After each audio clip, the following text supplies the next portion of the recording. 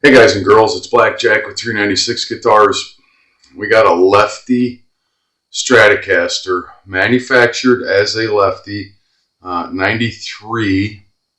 You're going to think it's from 53 when we look at the guitar, because this guy is a traveling musician and this guitar has been played. Let's get to work. Yeah, I love crusty, rusty guitars. It's got some issues, of course, but a client came to me. I made him chuckle. I go, "This guitar hasn't been played in a while, has it?" And you see this? This isn't dirt. This is actually divots. That's the money zone. This is where this guy plays, you can tell. But I go, "This guitar hasn't been played in a while." And then he educated me and schooled me a little bit. And yeah, he's a traveling musician, and this is what he does for a living and has done for, from what I understand, for forever. There are divots down here at the end. I don't know what he's doing, but I can't wait to meet this guy. Guitar was dropped off. I have spoken to him a couple of times on the phone, but I haven't met him yet.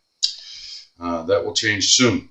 Couple of issues right off the bat, other than it being a lefty, and I got to put a big piece of tape on it somewhere that says lefty, because just as sure as God made little green apples, I'll probably try to string it up the wrong way when I get all done with what I'm going to do. And what I'm going to do is quite a lot. Pickups are not.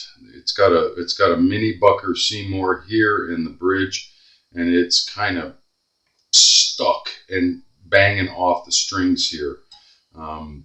It's got a 2-point trim system on it, 2-point bridge. One of the bolts is snapped off. I have already sourced those because I know I'm going to need them. I see a crack here in the headstock. It comes off of the high E machine bore. I'm hoping that does not give me trouble. If it does, we're going to have to repair it, glue it, and clamp it. Off camera, I already took his Strat buttons off. They were, I can't begin to tell you what I went through.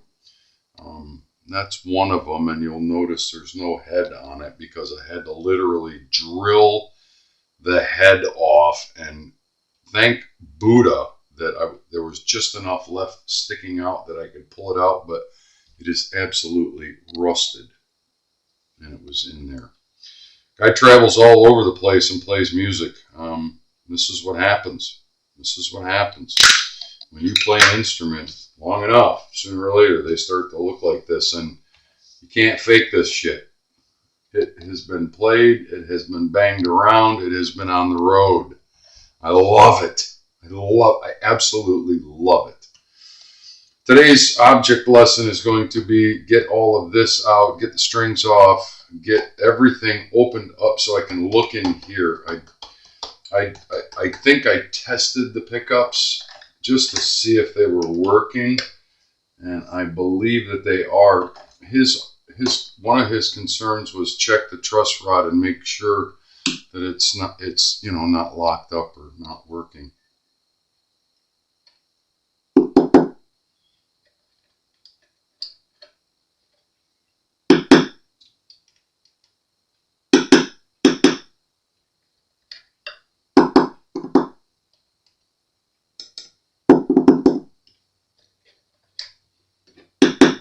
So far, so good.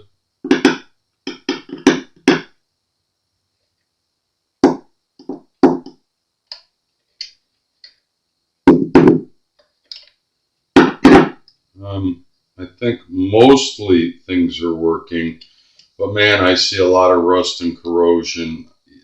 There's no button on the 5-way switch, but it feels gooey and it looks gooey, and I hear some weird things going on there. I got 3 new pots for it, and I got a 5-way switch. If I'm going to go this far with the guitar, and I'm going to do it right. We're going to get it down to where the body is bare. I'm going to probably get the neck off and clean and buff the body out.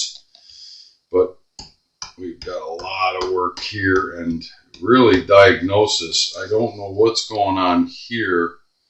One of the pots buttons is sticking way up, and this is way before they're all wonky and loose and weird. Yeah, so time to get to work. Today's object lesson is going to be dismantle again.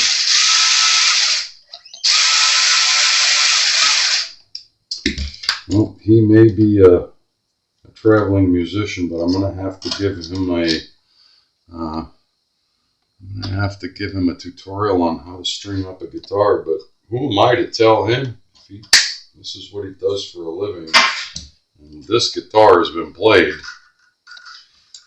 must work for him.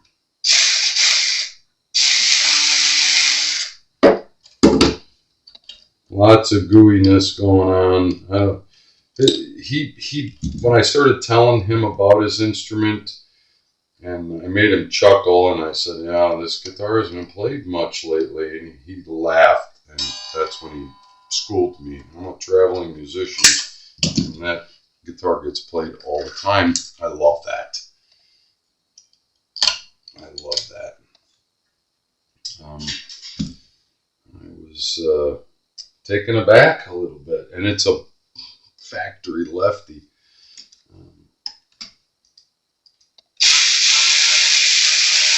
But when I was talking with him a little bit, he said this guitar has treated him well for decades, 3 decades, over 3 decades. And he said, I am ready to give it some love back. And that I appreciate a lot too.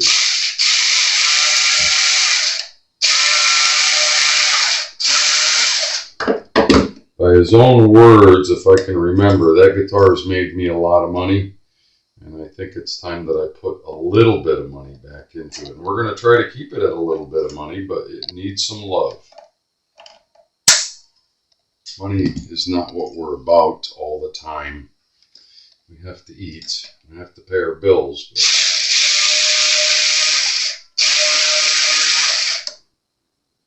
But I appreciate that this is how he makes his living. Well, by the way, you're not doing a restoration until a guitar has drawn blood, and you'll notice I have a Band-Aid already. That was from getting these strap buttons off. I already drew blood with this guitar.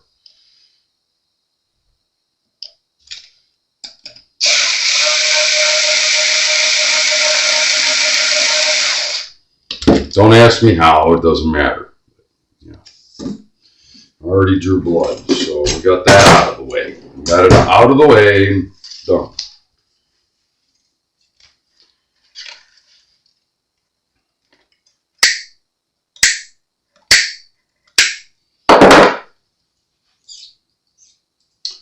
Better early to get that out of the way, cut yourself, draw blood, and later on. After you clean the guitar, you don't want to put blood on. Yeah, follow. Every screw is patinaed and absolutely grungy. But that's what happens when guitars get used, and they get used on the road. I know for a fact that putting a guitar on the road and traveling from show to show, from gig to gig, it takes its toll. I remember when I was on the road, I would bring my basses in when we got back home and give them to my guitar tech, and he would just chastise me because they looked like they had been rode hard and put up wet, which they were. He doesn't use his tremolo. It's a hardtail.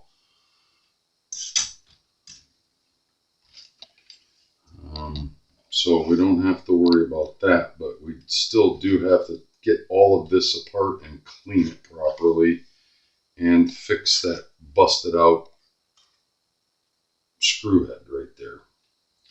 And the only way to do that is to put a new bolt in. It's just not gonna, I'm not gonna half-ass it. It's got to be done right.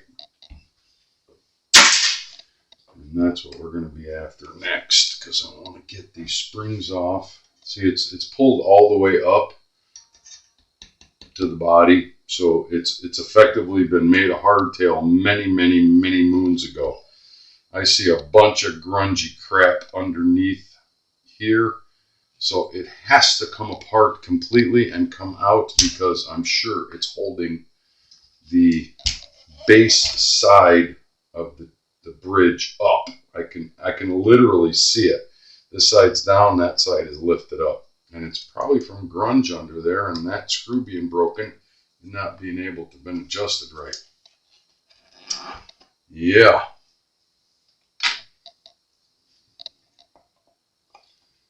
He's going to agree. Yep.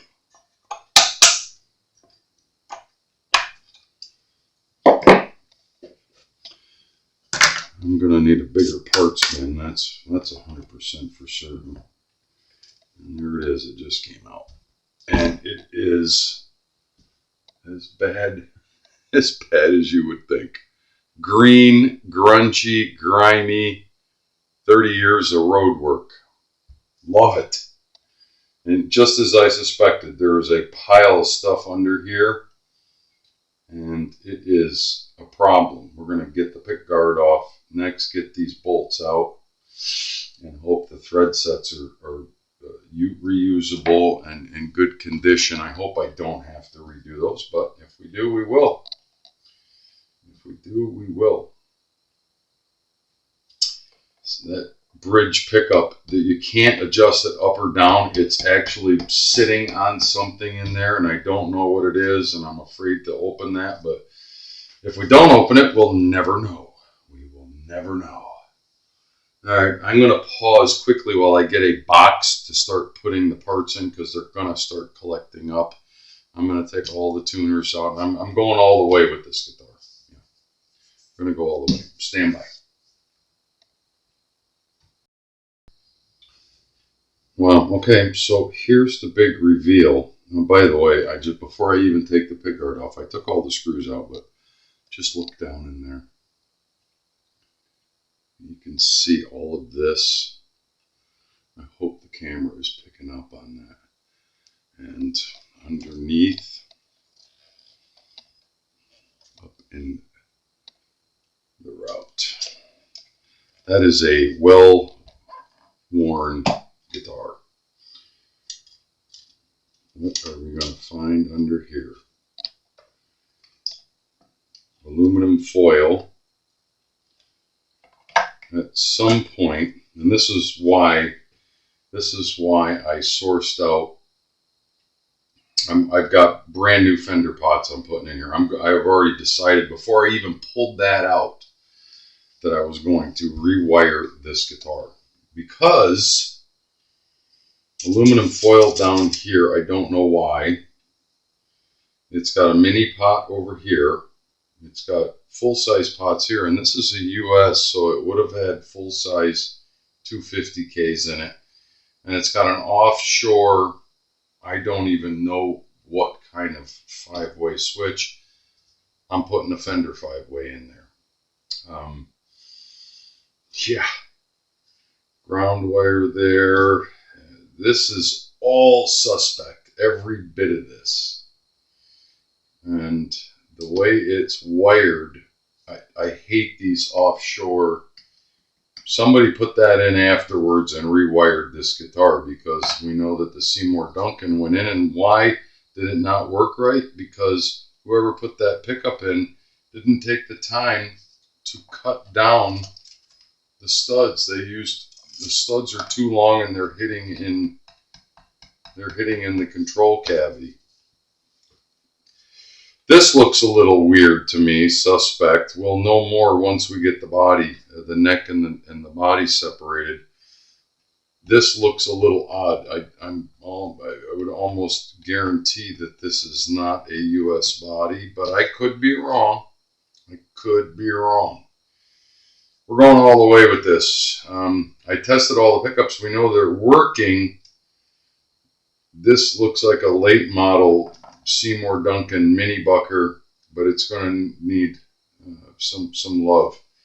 So let's get the rest of it out of there. I'm going to disconnect everything. And really with this, it's just a matter of getting the ground off the body. This one will go through to the trim. That's our ground to the trim. And getting rid of the, I'm going to snip that one off close. That's just my ground to the trim. Right? Easy peasy. And they have a redundant ground to the body. All right, I can live with that. And then our output jack. Once we get that disconnected, we can kind of put the body and the neck aside and really delve into what in the wide world of sports is going on with these shenanigans here.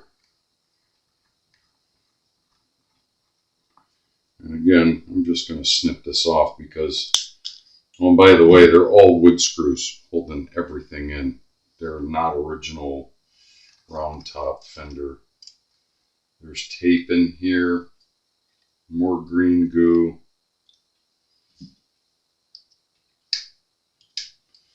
And that is going in the garbage, I can tell you, because I'm not even going to bother cleaning it up. I got a million of them hanging around. I'm going to put a new output jack. Black tape, which, as we all know, over time, it just, the glue all comes off of it. We don't use that. This is coming out. Don't need it.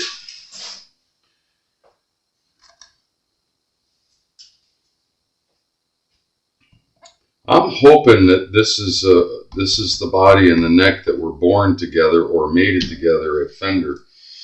I have my doubts, though. I do have my doubts because this looks a little suspect to me. But in the 90s, they were doing all kinds of weird crap. In the 90s, you never know. It was the 90s. What are you going to say? How much luck are we going to have getting these studs out? Come right out. Maybe. I'm really hoping against hope that I don't have to pull the thread sets out of the body. Oh, is there even a thread set in there? This one's broken, so let's try pliers first. This one might be frozen. It is. It is totally frozen in there. Of course, the one that wasn't broken came right out. So I'm going to guess that somebody decided to glue this one in. And that could be, yep. And that's why that side was sitting up higher. This is the base side because it's a lefty. I can see that the thread set is actually sitting up too high. It's proud to the plane of the body, where this one is more flush.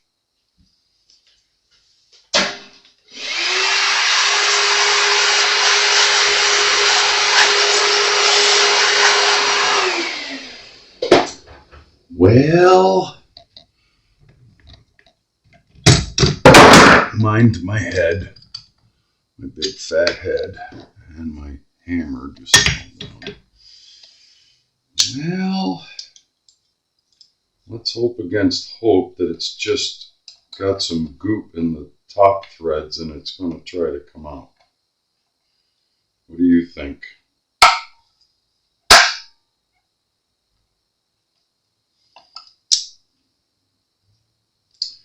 What do you think? You need to get a really good grip on some meat. That's not enough.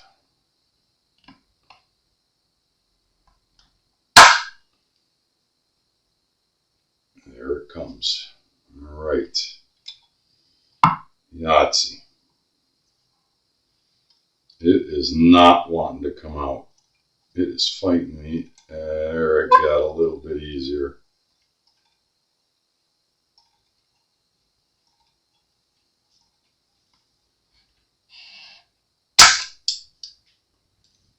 I'm going to need a tetanus shot after this one. I think I'm going to need a tetanus shot. I've worked on worse, but I can't remember when.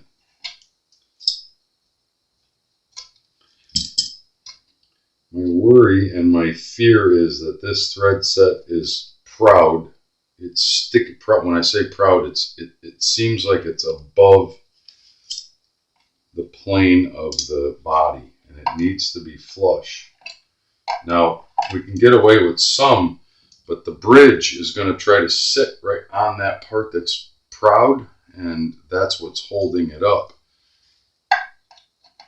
We won't know until we get further into it, but wow, this is really fighting me. It does not want to come out cleanly. I hope these threads are not galled or cross-threaded, because then we have no choice but to pull those thread sets out and start over. I see some weird cracking here too, but it doesn't look like it goes down into the body.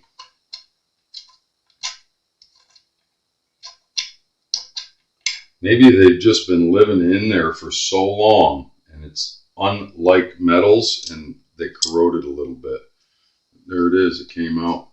And you can see right there where the head came apart. So you couldn't put a screwdriver on it and pull it out. Save it for posterity, I guess.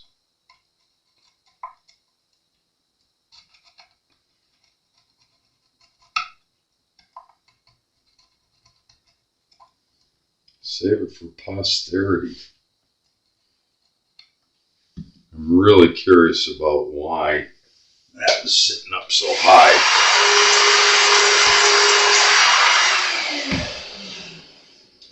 Sorry about the vacuum, guys. Alright, let's get down in here and really clean this up. I can see if it's...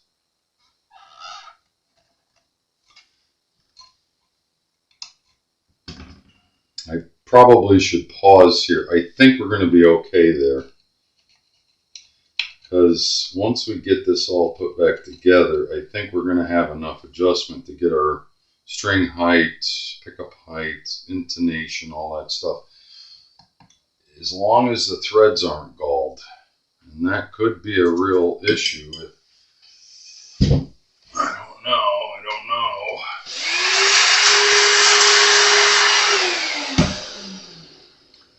Let's get the Mr. Magoo eyes on.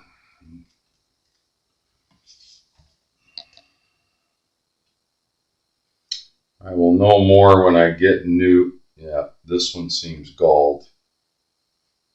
I can almost tell by looking at it. They are a coarse thread, so I'm not going to booger with them anymore until I get the new posts that I ordered. They're Fender posts, and they should go right in.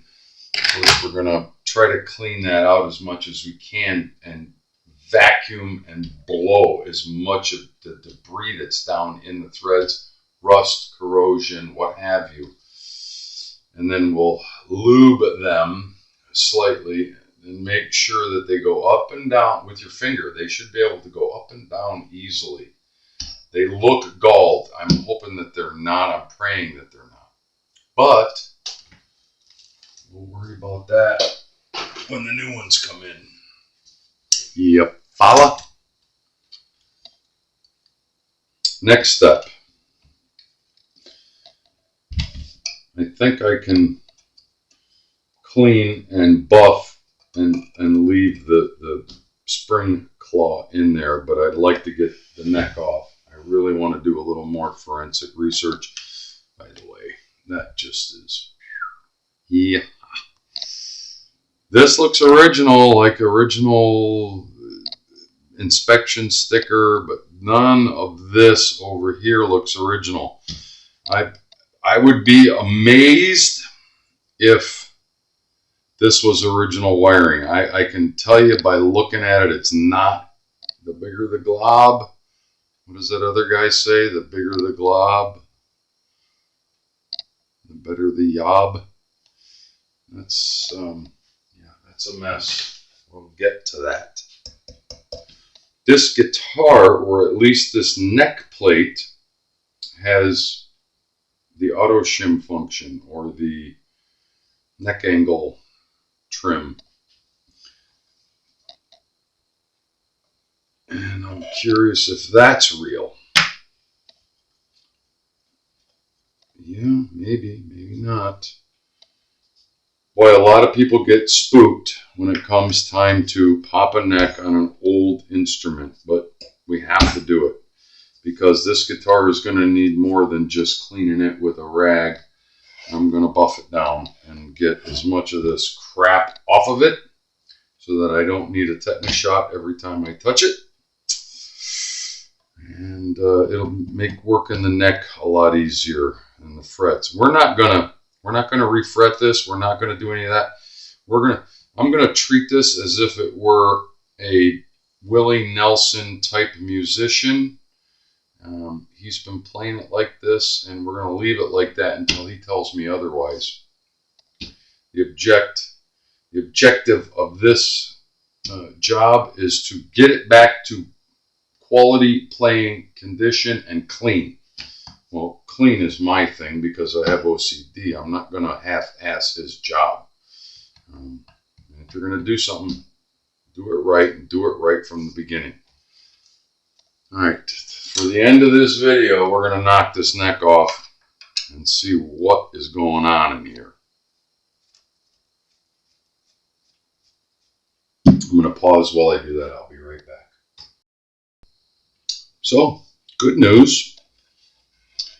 We have the neck and the body separated.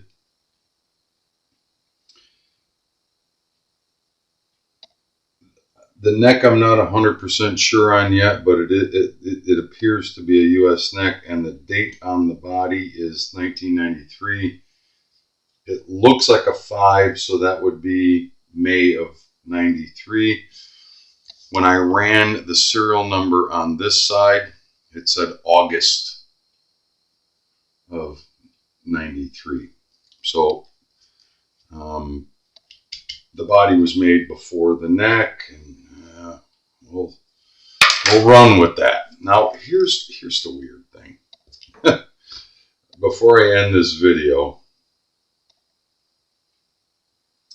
I can't. There's a shim on this neck, a wood shim or a paper of some sort. It's not a shim. I'm sorry. Yeah, it might be, but it's in the weirdest place. It actually looks like an inspection sticker.